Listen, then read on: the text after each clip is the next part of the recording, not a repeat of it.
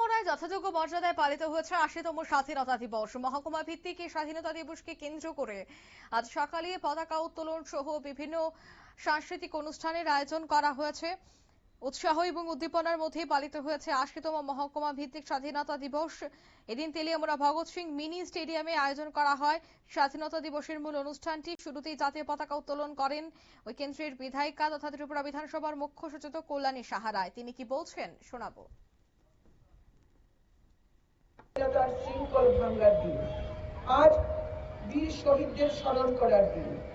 দেশের জন্য প্রাণ উৎসর্গকারী অসংখ্য স্বাধীনতা সংগ্রামী নাম জানা না জানা দেশপ্রেমীর আত্মত্যাগ ও বীরত্বকে শ্রদ্ধা জানানোর দিন 15ই আগস্ট।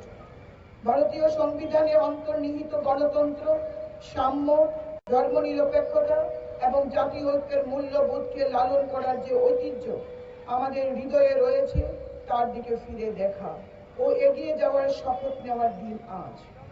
আজকের দিনটি হলো আমাদের জাতীয় গৌরবকে উদযাপনের দিন। প্রতি বছর দিল্লি লালকেল্লায় জাতীয় পতাকা উত্তোলন ও জাতির উদ্দেশ্যে প্রধানমন্ত্রীর ভাষণের মাধ্যমে দেশ। আপনারা শুনলেন, অর্থাৎ এদিনের স্বাধীনতা দিবসের মূল তাৎপর্য তিনি তুলে ধরেন। অন্যদিকে শহীদদের প্রতি তিনি শ্রদ্ধা জানিয়েছেন।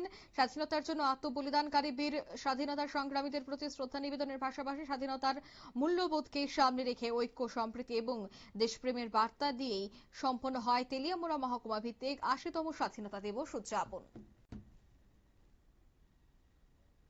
নিয়ে নিচ্ছি ছোট্ট একটি বিজ্ঞাপন বিরতি, সঙ্গে থাকুন।